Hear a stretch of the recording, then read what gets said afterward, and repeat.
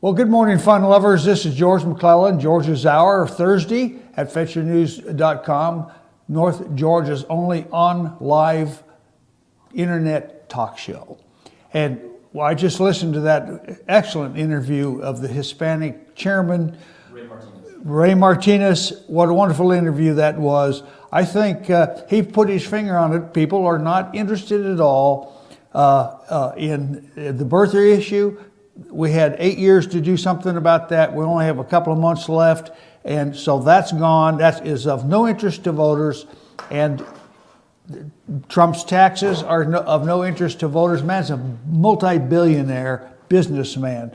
We're more concerned about Hillary Clinton's faux pas in her handling of money with the Clinton Foundation. That's a criminal enterprise. We listened to that wonderful interview, interrogation by Trey Gowdy yesterday in the last day or two of the FBI director, and the nonsensical answer he gives. He is trying to defend the indefensible, and I call for him to resign. It's time for that man to resign or retire. He has ruined the FBI's reputation. He has ruined his reputation, and it's going to be interesting to see what happens to Director Comey after the election when Trump becomes president. Now, he's in there for life. He's got a 10-year guarantee. And if he thinks he's going to stick it out and be successful as the director of the FBI for that 10 years, I think that he will have made a mistake. I have learned that it takes years to build up trust, and it only takes suspicion, not even proof, to destroy it. And that is what Brother Comey has done to the Bureau, certainly to his own reputation. The Charlotte riots, or protests, or however you want to turn them, are not going away. There's another little article now that's out. They've looked at and listened to and have the 911 tapes, the call-ins to 911. Predominantly, it's all about looting and rioting and burning and stealing and beating up people. Has nothing to do with protest of that black fellow being shot by that black police officer. That's an excuse. That is the reason. I talked about that yesterday. That was the reason why the black community chose to try to destroy everything. But there we are. It's looting and burning. It's an excuse. And whenever we talk about it or try to talk about it, we are called, it's termed racist to call about it. If you criticize President Obama, oh, I made a mistake there. I put the two words together and I try not to do that. If we even criticize Obama for his perfidies, his criminal conduct, his activities, we're called racist again. The term racist, and it's always wielded by the ultra left-wing Democrats and uses the bludgeon against anyone who points out the obvious failures of the progressive schemes directed towards keeping America's blacks enslaved to government dependency. And it's losing its sting, I should think. The overused word applied against the wrong race and is now becoming a laughable cliche. We even see it in jokes now, but they don't see it. They cannot, they being the left, they cannot grasp that they are now becoming the bunt of jokes. Hillary Clinton is become the biggest joke for many people. And once you start rolling that laughter against somebody, it's hard to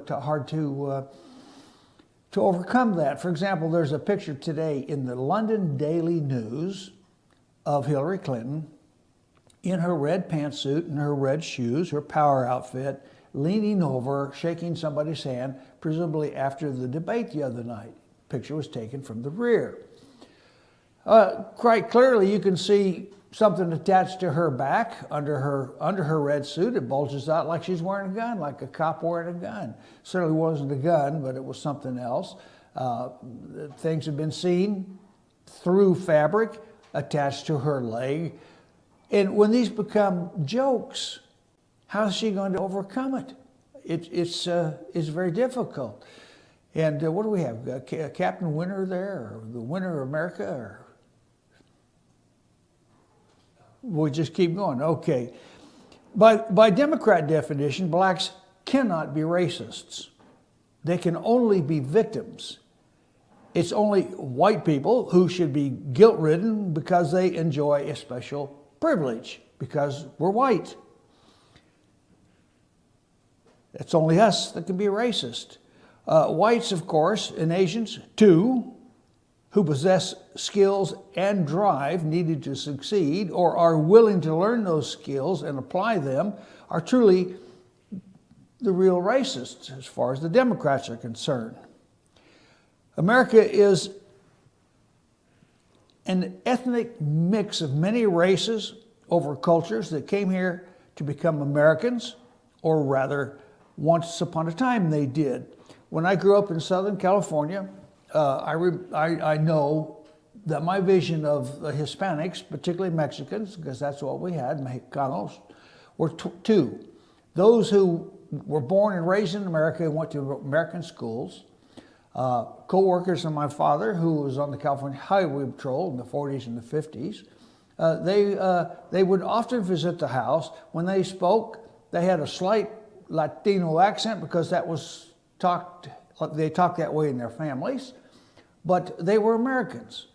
And it never occurred to me, or should have occurred to me, and did not, that they were anything different than Americans, but their parents happened to be Mexicans who came here, or here from the 1700s, from the 1600s.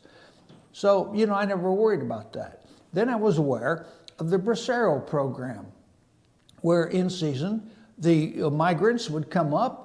They were organized into teams and groups. They brought their families with them. They lived in housing provided for them by the co-ops, and they picked all the oranges and grapefruits and lemons in our entire area until the crops were harvested. And then they were loaded on buses and moved on to the next place. It was a business. These people hired on, and they were called braceros. And they had a little card that allowed them to come to America and work. They got paid. What they did with the money was their business, but it was probably, in fact it was sent home to Mexico if they did not have their families with them. These people caused no problems. They didn't have enough extra money to go out into town or go to a bar somewhere and get drunk. They wouldn't do it anyway because most of them didn't speak English, but they were wonderful people. They were family-oriented people. I grew up with these people. The only way they got out of the camp or away from their camp was if they were little, they did go to the local school for a period of time. And those children were learning English, although their parents didn't. That was years on end I experienced that. I had no problems with that. They were food pickers. And America needs food pickers, people to pick cabbages and apples and oranges. So America is an ethnic mix of many races and cultures that came here to become Americans. And to be an American means that you have learned, were taught, and have learned that America was a country that was ruled by laws based on the Constitution, not based on the peccadillos of men. The Chinese come to mind. They came here escaping their poverty-riven country, and they were entrepreneurs. Those that worked on the railroads, they worked hard, but a lot of them broke out and became entrepreneurs with restaurants and laundries. We always have the laundry business, but there was transportation and other things that they were involved in. The Chinese lived in their own communities. Even to this day, big cities have Chinatowns, and they have become ethnic centers for a culture, a single culture. The Asians, they come with their skills. Then cultures frequently clashed at first. Back in the 1800s, when they were building railroads, Irish laborers thought they were being put upon by Chinese laborers who worked cheap or for almost nothing at all. There were clashes, but that's in any society. I'm not making a judgment on that, but that's how societies worked. That went on for a generation, but races separated by choice. Then the rules became irrational, discriminating against the successful races in favor of the lesser ones. Affirmative action being the worst idea of all, with minimum wages added on as an additional anchor to self-improvement. For example, Hispanics supposedly hate blacks, and the reverse, but not always. Hispanics have a glorious culture of family, religion, hard work, and togetherness. Hispanics don't want their culture diluted by another culture that does not share their social values. They hate it even more when those cultures are imposed on them under threat of being called racists or haters. And I think the interview today by Brian Pritchett illustrates the fact that the Hispanics understand that. And there are going to be a landslide, I think, of Hispanic votes for Donald Trump and Mike Pence. Whites, on the other hand, we have been so badly beaten down by racist taunts that there's almost no pushback to the stupidity that is causing it. Asians came here and have assumed the role of the most educated and successful oriented of the races. Asians have remained aloof from the puffer of racism because culturally they are different. They succeed and nobody challenges them. Because the failure of the Democrat schemes over the past 50 years, allegedly to lift the black race up to an equal level of social and economic prosperity and create racial harmony, Americans arrived at the point where they rationally discriminate. We rationally discriminate based on our experience and do so without being labeled racist. So we raise an eyebrow or we knowingly nod when something happens, but we never use the words, we never talk about it. And we only do it with ourselves, whites to whites. The black race remains exactly where it has always been, on the bottom, in urban slums, separate but not forgotten at voting time. Black lives don't really matter. They just say that. It's not racism, it's failure to achieve. There is no desire there to achieve. Businesses will not hire anyone who looks and sounds and speaks like a gangbanger, unless forced to. Generations are being lost because the government has enslaved them with the cloak of victimhood by providing cash payments through EBT cards and subsidized housing, free cell phones. Uneducated properly, they cannot possibly earn a living or support a family that is intended. That is part of the Marxist plan. They call it racism, and I call it failed social economics. It is by design. The solution is to end this experiment in socialism, and voting for Trump will be the first step in the right direction. If it doesn't work, socialism never has worked, so let's, as Trump says, what do you got to lose? What have we got to lose? But we got to get government out of their lives and out of our lives and get out of the way of free enterprise. Secure the borders. We've got to secure the borders, enforce our immigration laws, and we have plenty of them. We don't need new immigration laws. And we need to create a fair tax. And when we do that, millions of jobs will return to America's shore. If the Clinton criminal enterprise returns to the White House, nothing good will come of it, and all of our problems will get far worse, if that is even possible. So that's my take on our situation today. It's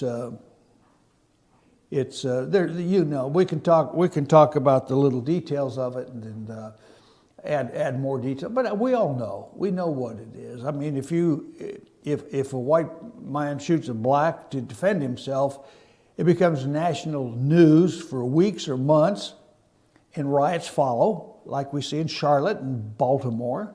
But when blacks engage in their unending racial attacks on whites, the media looks the other way. We don't hear about it. I reported 2 days ago on the lady down here in Atlanta who was murdered by 5 black youths, 3 males and 2 females. They've been captured. They murdered that woman. They beat her half to death, set her on fire, and she succumbed to her burns a week later. Those kids, you know, they had nothing to lose. They thought she had something that they wanted because she had previously hired them to pick blueberries in their farm. And now they come back to steal their money, the rest of her money. If blacks do attack whites, the media will say, well, they're just teenagers. But if whites attack a black or defend themselves from blacks, then it's racism and hate crimes. And we never see hate crimes attached to black attacks, not even against themselves. Do they really hate themselves in Chicago that they go around constantly, every 4 hours someone is murdered, a black is murdered in Chicago? Something's there. There's got to be some reason for it. Certainly can't all be greed and crime. Of course, drugs have a lot to do with it, but you don't sell drugs and not getting paid for what you sold. You know, that's a hopeless situation. And there are solutions, but the first thing we got to do is get rid of this racism business and get that out of our minds and look at the social and economic problem that it really is. Blacks will never succeed if they're not educated. It's simply true. Simply true. Well, we're coming up on our first commercial break, and so I'll see you on the other side. We'll continue this discussion.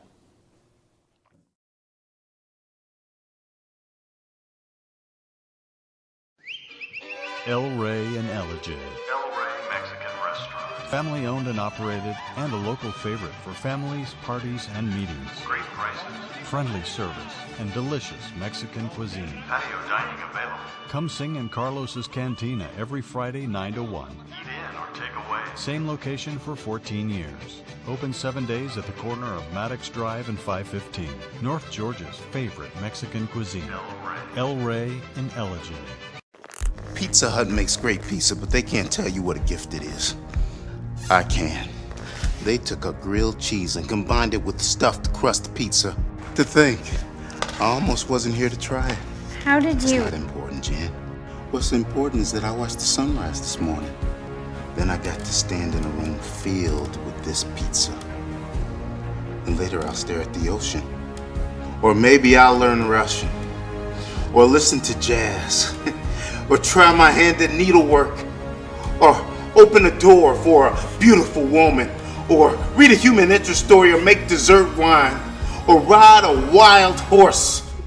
Or experiment with watercolors. Eat every slice like it's your last. Especially you, Doug. Especially Doug, right? You care about Doug. The grilled cheese stuffed crust pizza. Proof that no one outpieces the Hut. North Georgia Diamond is your source for diamonds. Come on in to view the area's largest selection of fine jewelry at North Georgia Diamond. All repairs and designs are done on site by our jewelers. And North Georgia Diamond has the lowest prices on loose diamonds.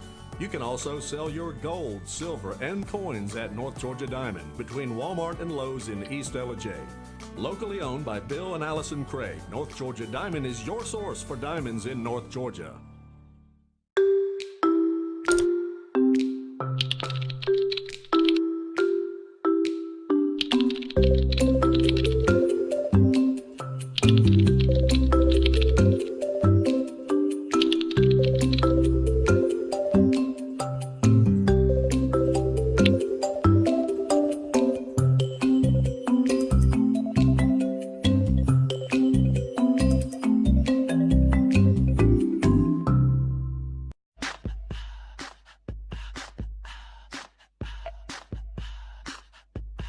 What you gonna do with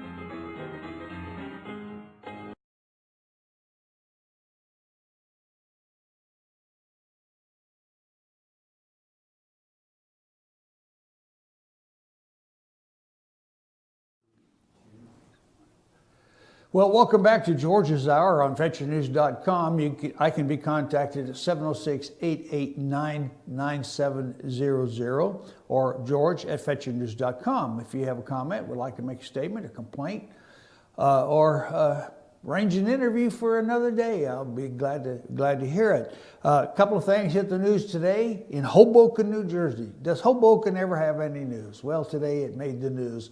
A commuter train didn't even stop, rammed right into the station and knocked the station half apart. No word on who's killed or injured or about the train driver, but I thought that should at least you should know about that if you have relatives in Hoboken who ride the train.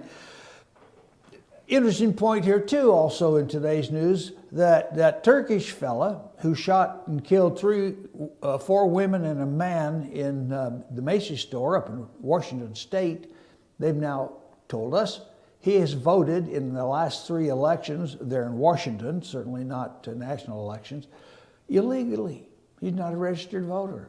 So what do we know about those apples? Somebody's not doing their job, and the Democrats are willing to let the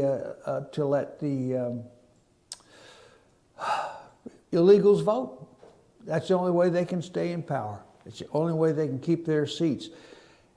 I saw an interesting note on the internet yesterday.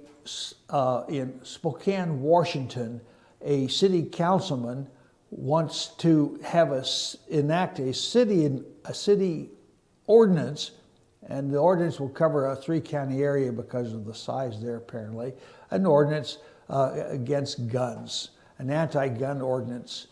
And the way it was written was so silly. I'm sorry I didn't make a note of it, but it simply overrides the U.S. Constitution, the Second Amendment, when it comes to gun ownership. And I keep making this point. This is my point. The Second Amendment is a civil right. It's an inalienable civil right we have for self-defense. It's not given to us by a politician or taken away from us by a politician. It is our civil right to defend ourselves and our family from harm and to do it with a firearm. All of the crimes committed by guns in this country, no one can yet attach an NRA member to the crimes, but every one of them has a Democrat or a progressive leaning bent to them, every one of them. So you want to deny people having weapons? First, Democrats. They should be absolutely not allowed to own guns because they're doing all the carnage out there. Congress overrode Obama's veto on suing Saudi Arabia. I thought 15 years ago when that happened, that 11 of those people or 12 of those people were proven to be Saudi Arabians. Saudi Arabia, the biggest oil producer in the world, is also the Wahhabists in their Muslim take. And the Wahhabists are very, very strict Islamics, and it did not escape my attention that yes, they very probably, the government was involved, because nothing comes out of there without somebody in that royal family, and it's a big royal family, by the way, having some input into it. We shall see. Do you suppose that if Osama bin Laden, he would be alive today if he had just contributed to the Clinton Foundation? I'm just wondering. Obama is increasing by drips the military presence in Iraq. He's sending another 600 troops over there. I guess he's doing that so that Colin Kaepernick can protest the flag and the national anthem safely. Another good thing here, the court has blocked the Pennsylvania governor from forcing home care providers to be unionized. And that fight had been going on for a while, but it's now come to an end. They do not have to be unionized. State Department officials agreed to a deal Wednesday that will nearly triple the number of pages of Hillary Clinton's private emails the agency must review before Election Day. That's too late. Early voting starts very soon, and by the time Election Day comes, they'll hold back the juiciest until the end. But if the juiciest even come out after the end, I think Congress has every right in the world to impeach Hillary Clinton the first month she's in office. The first month she's in office. The agency must review for Election Day in a Freedom of Information Act lawsuit. State Department attorneys pledged to screen 1,850 pages of Clinton emails and publish to its website those deemed eligible for release by November the 3rd. November the 8th, of course, 5 days later, is Election Day. Previously, the agency had agreed to process only 1,050 pages before the election, but had planned to do so in 3 batches of 350 pages each. The last batch would have been due on 4 November. Boy, that's not, is that foot dragging or what is that? Absolute foot dragging. You know, the courts themselves only have the U.S. Marshal Service, I guess, to enforce their orders if they have to. And there's just not enough of those fellows, but government is already too big, so I'm saying that we don't need to have any more marshals out there doing what the FBI should be doing. FBI, poor old Jim Comey, he's ruined his reputation. I believe we've talked about that. Here's another article to make our twang our heartstrings.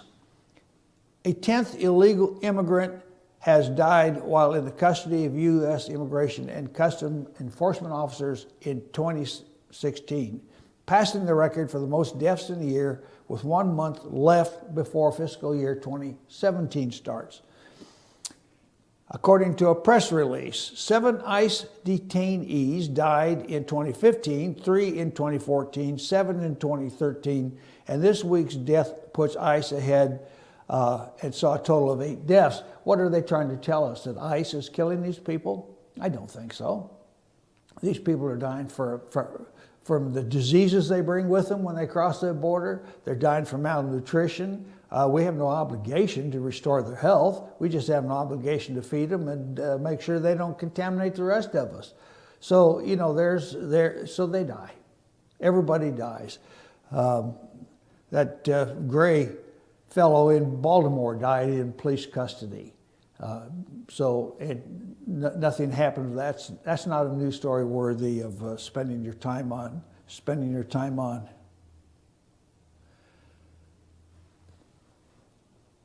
The DHS chief, the Department of Homeland Security chief, Jeb Johnson, he said the feds are not sure who is behind election hacking. Well, election hacking, each of the 50 states and the territories have their own systems. They are not connected to a massive network of elections to the federal government. That should never happen. Should never happen. Each state must have its own interstate, intrastate voting record if they're going to use machines. It was very interesting. I thought it was Brian brought up, he could have vote on one machine, move to another machine, move to another machine, and vote as many times as he had machines. I am not for online voting. I think voting is too precious of a right, and you've got to get out of your chair, put your pants on, and go down to your local poll and register to vote. And you got to be registered to do it. And vote in person. You cannot do it by machine. That just screams for fraud. And the Democrats will do it. They've already done it. There's some people already who have been pleaded guilty to last time's election for voter fraud.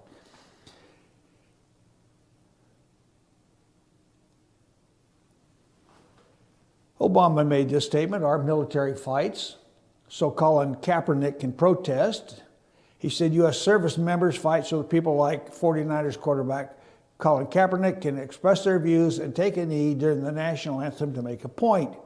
We fight sometimes so that people can do things we can disagree with, but that's what freedom means in the country, he told CNN Town Hall. There's a little blog out from I think it's a football player, an NFL football player, a black guy, a big black guy. And this is his take on it. He says, if you're not going to stand for the national anthem and the flag, you better have a broken leg. If you don't have a broken leg, you're going to get one.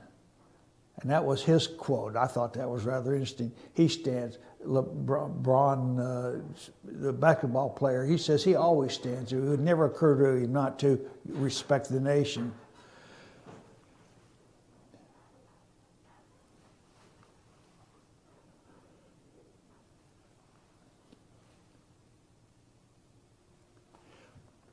Interesting little article here. Matthew Dowd, post-gaming the first debate and pre-gaming the second debate.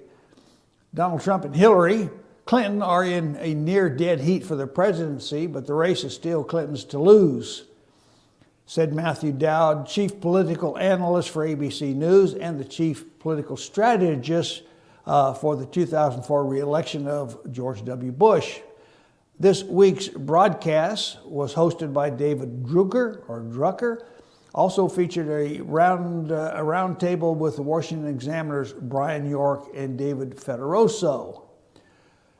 So let's see, we'll explore that a little further than just going along the headline. I think that's an interesting take. I already know when Trump goes to a rally, and he goes to rallies every day, he fills up the stadium. The Democrats have to pay people to show up for Hillary's. Get people off the street and pay them some money to be in the Hillary thing. Dowd predicted early in the GOP primary campaign that Trump was on his way to winning the Republican nomination, and that's old news, we know that. But he said that the New York businessman still had work to do coming out of a losing performance in the first presidential debate.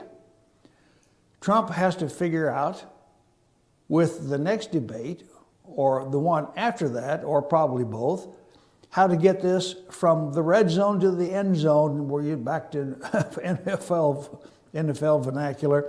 And he's been in the red zone a number of times, but he hasn't been in the end zone and take the lead.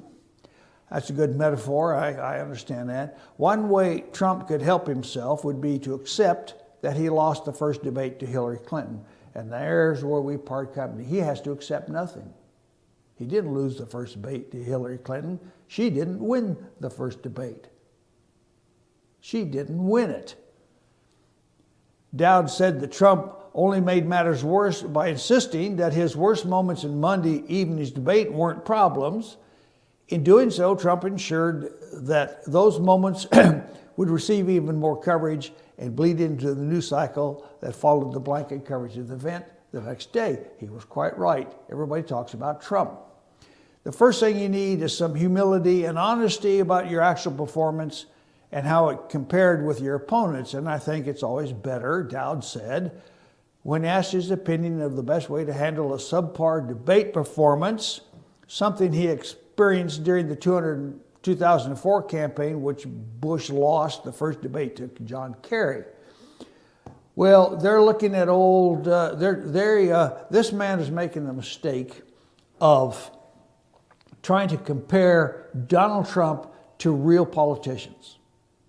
Donald Trump is the spear point of the revolution that is coming to American politics. The old is being swept away. Donald Trump is not a politician. Donald Trump has had nothing to do with the Iraq. Who cares that he thought it going into Iraq was or was not a good deal? He wasn't a politician. He had no power of the vote of the people to make those decisions. Who cares about that? Who cares about the Miss America that he said was fat? And I have seen pictures of her, and she is now a little on the chubby side, but she's also a porn star. Now, how's Hillary going to defend that? I mean, it's just, it's not, nobody cares about that. Trump cannot be compared to other politicians, certainly not John Kerry and George W. Bush, because he is a successful businessman.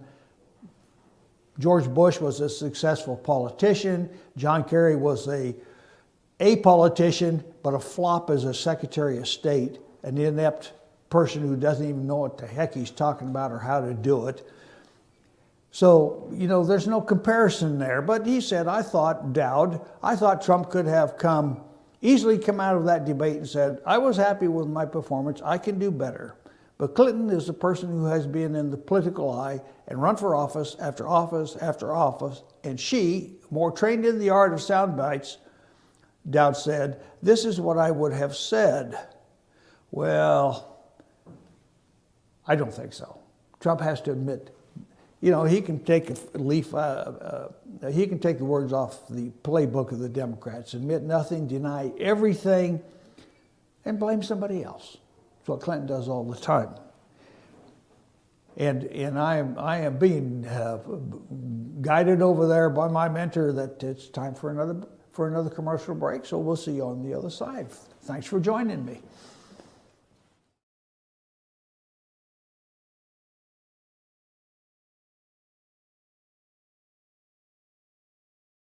Pizza Hut makes the best pizza in the entire universe, but they won't tell you that. I've been marooned on this planet for a while now. You are an impressive race. Your children know excellent hiding places. Your oceans aren't filled with lava. And you figured out how to combine a grilled cheese sandwich with a Pizza Hut pizza. Surely interstellar travel will soon follow. And then I can finally get back home. Round. Round like home. The grilled cheese stuffed crust pizza. Proof that no one out-pizzas the Hut. I'm Sheriff Dane Kirby, and I'll stand up for you. I'm Stacy Nicholson, Sheriff of Gilmer County, and I will stand up for you. Stand up and speak out. No matter how rich, cool, talented you believe yourself to be, how you treat people ultimately tells all. I am Allison Sosby, District Attorney, and I'll stand up for you.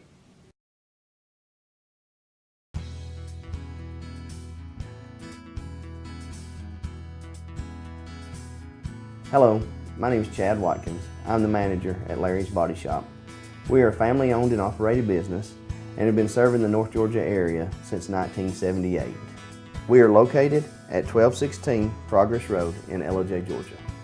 Our shop specializes in collision repair, and we work with all major insurance companies. Larry's Body Shop is ICAR Gold, the highest role of training recognized by the collision repair industry. It is estimated that only 10% of collision shops meet these standards. Our shop consists of state-of-the-art equipment such as laser measurement system, down-drive spray booth, spot and MIG welding equipment. All of our paints are mixed on-site so that we can guarantee your paint to match every time. I know that having an accident can be a stressful event. We take pride in making sure our customers are satisfied with the repair of their vehicles. Our waiting area is clean and comfortable with free Wi-Fi and refreshing beverages. So if you're in an accident, stop by and see us at Larry's Body Shop. The Chevy Model Year End Clearance event is on at Days Chevrolet in Jasper with savings up to 16% off MSRP. Our biggest discounts of the summer. Save over $4,100 off a new Chevy Malibu, just $19,500. Huge truck savings too, up to $8,600 off loaded Silverado Crew Cab LT. Now only $33,500. Don't miss the Model Year End Clearance event at Days Chevrolet in Jasper. Better days ahead, Days Chevrolet. Find new roads.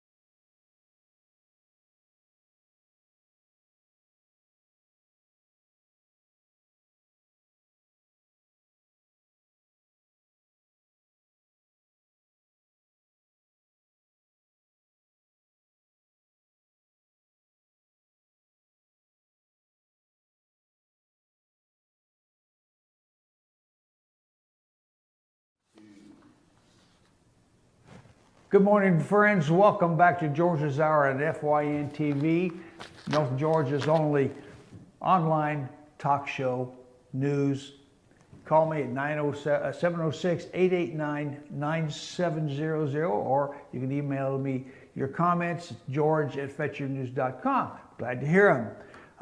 We were talking about, I've covered a couple of subjects of importance. I've talked about the Comey interrogation in the Congressional Committee that Trey Gowdy was holding. I think that is a ruined reputation, and I think that man should resign and get out, because he can do nothing better to further the reputation of the FBI. I've collected a lot of notes on that from the internet. We know there was an interview last night of retired General David Petraeus, who was also CIA director for a short period before being sacked by by Obama. But anyway, I mentioned yesterday what would happen if Hillary Clinton was in fact indicted. The White House would have attempted to maintain the secrecy of the Obama-Clinton emails, because that's now out. We know that Obama used a pseudonym and communicated directly to Hillary Clinton, his Secretary of State, on her unsecured server. An email this morning had a blog on it that said her private secure server was more secured than the DOJ or the government DOD servers, and well, of course, that's nonsense. That simply is not going to hold. We got around to the fact that since Obama was implicated in this crime, and it is a crime, it is a serious crime, that nothing was going to happen, and sure enough, nothing happened. And Comey is still trying to explain to the Congress and the American people the silly nonsense of why Hillary Clinton was not indicted. She was not indicted because that would have brought the President of the United States into disrepute. Whoa. Disrepute? He's already in disrepute. This man wanders around, talks like he's the greatest thing that ever happened, talks like he needs a third term, and he'll get it if he can, and yet he's a total failure. He is narcissism, and his ego will not permit him at all. But of course, he's not, he might be American born, but that doesn't mean he's an American, because he obviously doesn't support and believe the Constitution. That's the important thing about being an American. You support the Constitution. And what is it? It's basically the Bill of Rights. The Bill of Rights that gives us the freedoms that we have, that we're able to succeed by. He's washing all out of the way. Hillary Clinton will continue that expunging of the Bill of Rights to the point where she's a dictator. This country cannot be in good straits right now. Simply cannot be in good straits. And Russia, she keeps trying to attach Trump to Vladimir Putin like they're some kind of evil twins setting about to destroy the world, when in fact Trump is a businessman. He's not a politician. He's not a politician. And he's a businessman. And he might want to build a building over there. But because he's a presidential contender, he might meet with Vladimir Putin. He met with the Israeli Netanyahu, the premier of Israel. So, and did I forget the Mexican president? Yes, Trump is showing presidentiality, and Clinton is not. Clinton had her little dinky button, her reset button, and mucked that up. If you can't do your fact checking and get the right words on a silly device, a reset button, what business do you have with a staff that's supposed to take care of those things in their way? What business do you have trying to make a joke out of past errors? It does not happen. What Vladimir Putin does, he does for the best of Russia. He went into the Ukraine because the United States took those missiles out of Poland and the Czech Republic. Before they even got installed, he killed that program. So here's Russia saying, we've got a weakling over here. And they needed to defend their borders. And so they did what they had to do. And whatever excuse it was, they took the great naval base at Crimea, and they're keeping it. They might give it back someday, but they're not giving it back without controls, I can guarantee you. Russia has its own problems. It has economic problems. It cannot sustain a major war. Russia cannot sustain a major war. Russia also has the Islamic problem. They are outgrowing in population the Islamists, the Chechens, the Tajikistans, all that southern tier, what was formerly the Soviet Union. They are outgrowing the Russian population in birth rates. It won't be long before there are more Muslims naturally born in Russia than there are Russians. An article in the paper yesterday also said, warned America, not Russia, France. France warned America that there will be a civil war in France very, very soon. It's already starting, and it'll be the French against the Muslims. The French against the Muslims. The Muslims in France, Islam in France, has reached the point where the French have to make a decision. They're either going to remain French and a Christian country, and they put it in those terms, or they're going to have a war. And it's coming. It's absolutely coming. When the French police cannot go into a Muslim neighborhood without just automatically being attacked, their cars set on fire, officers dragged out of the cars and beaten, then the rule of law in that country has dissipated. What the Muslims have is Sharia law. Islam has Sharia law. And Sharia law, they want to enforce. They want everybody to accept Sharia law. England has accepted it in some courts, and they're trying to get America to accept it as well. I think Dearborn, Michigan would be a good place to look and see if Sharia law is acceptable in the civil courts and the criminal courts of the state of Michigan. Otherwise, you have a lot of criminals out there. I mean, you have Muslim families killing daughters who for embarrassing or disgracing the family, that's murder. Now in Sharia law, that's required. In U.S. civil law, it's not. It's crime. So whose law are we going to have? I will not have these people dictating to me or my grandchildren or my wife how we got to live just so they're not offended. If they're offended, I no longer care. They can go home. And I will have a whole program on, in fact, I can have several, but I can have a whole program on the dangers of Islam that are coming to this country. The CARE, the Council of American Islamic Relations, is a front group. They bring lawsuits against people to silence our talk. They want to silence our talk. And if we fall for that, if we agree to that, then they're going to win this battle. And they're going to win the battle in our courts, by our juries, by our standards, and they will replace and supplement American law, constitutional law, the Bill of Rights. They will substitute it with Sharia law.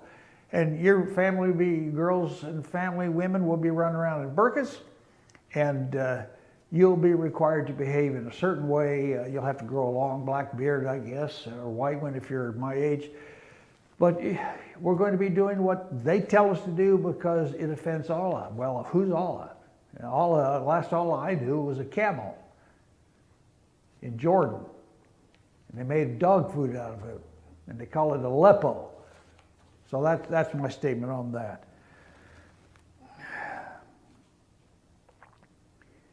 Back in February, Obama tried to get away with vaporous claims that presidential communications must be kept confidential.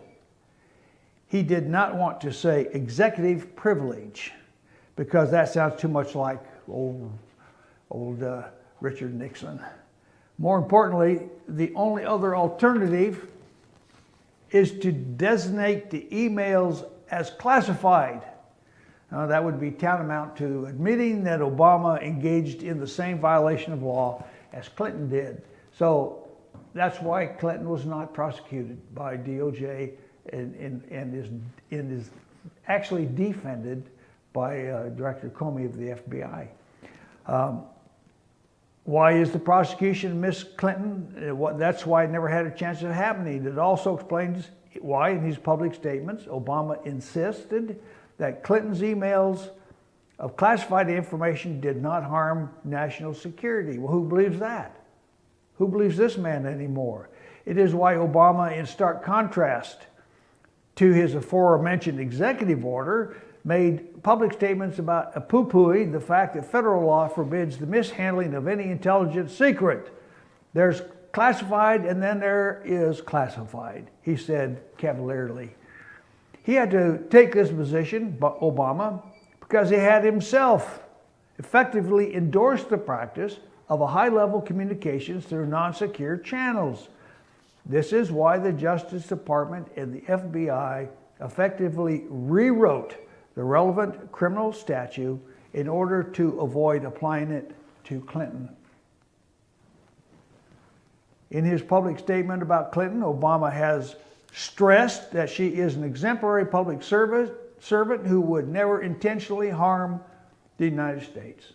He never intentionally. So there it comes from the chief executive of the federal government to the FBI. She never would intentionally harm the United States. And intention is the only word used by Director Comey to explain why he did not prosecute or recommend the prosecution of Hillary Clinton. In rationalizing their decision not to indict Clinton, Justice Department officials, and these are leaks to the Washington Post, that's how this came out, and the FBI director in his press conference and congressional testimony similarly stressed the lack of proof that she intended to harm the United States. Well, if she had intended, that would have been a treason, much, much higher crime. The operative criminal statute does not call for proof of intent to harm. It does not call for the intent to do harm to America. Yet Justice Department frivolously suggested that applying the law exactly the way it is written, something the Justice Department routinely tells judges they must do, would, in Clinton's case, raise the constitutional problem. And alas, the Justice Department and the FBI would have to take indefensible positions here. Otherwise, Clinton would not be the only one in legal jeopardy. So there we are. It's a CYA for Obama. The whole exercise is a tawdry chase of cover their butts, of covering Obama's butts. He wants a legacy. He thinks his legacy is secure. He told us at the beginning he's going to fundamentally change America. And fundamentally change America he has done. He's made a mishmash out of it, an absolute mess. And we're in a position now where we have to take corrective action to make it work properly. And so that's why Clinton's email scandal never had a chance of leading to criminal charges. It never had a chance. So America, we're in a sorry state. We are in a sorry state. I'll give you my final thought. Do I have time for my final thoughts? I have 2 minutes. Politicians who use government speak so as not to offend or more likely to obfuscate, like I've just explained, are despicable and must be turned out of office and be made to dwell among us sheep they have been trying to herd into the socialist fold for so many years. A politician is not a royal personage. Terrorism is political. Bombings in New Jersey, New York, multiple stabbings in Minnesota, assassination attempts on police officers everywhere, and politicians telling us they haven't connected a motive to Islamic terrorism are all exercises in the political nonsense designed to keep us in fear. When we're fearful, we're controllable. Today, the fires of chaos are being stoked by America's new royalty.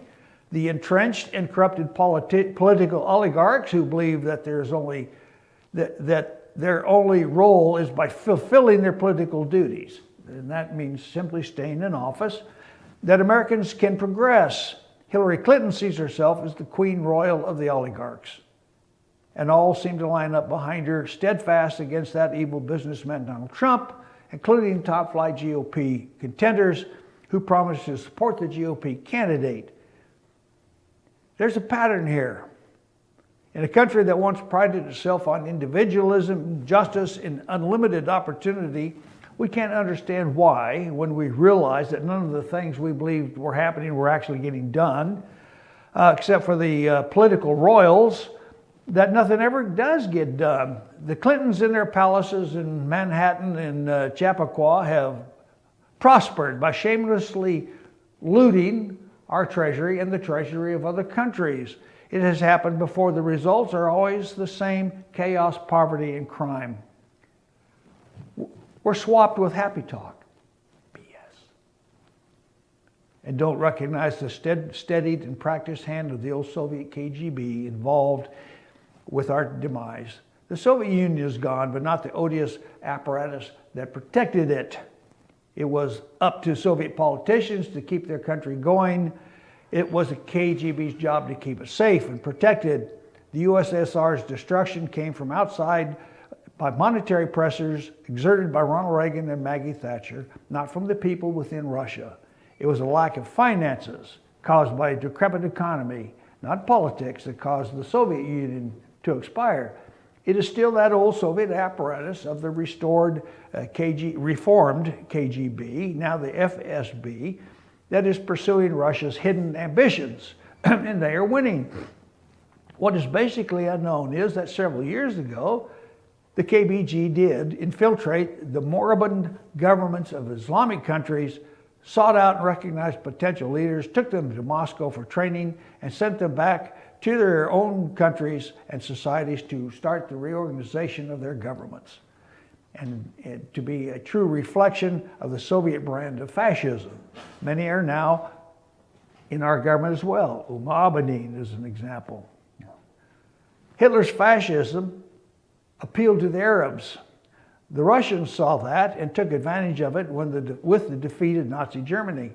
The Russians appealed to the Arabs' experience, not to their dreams.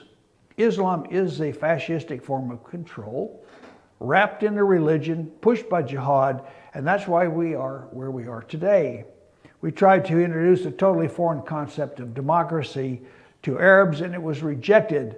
Those KGB-trained Islamic leaders are now their government's leaders, and our politicians don't seem to realize that. Actually, they probably do. They just don't know what to do about it. Now, decades later, these Islamic leaders could be identified and their association with the old Soviet Union revealed, but they are not. We continue blindly on, reacting to every storefront explosion, bomb on a commuter train, or stabbing in a mall, each a singular event to be considered as a one-off, non-Islamic terroristic event, and we continue to live our lives in ignorance and fear. And I am being signaled that that is the end of my show, and I want to thank you for watching. I will not be on tomorrow, so we'll see you next week. Bye-bye.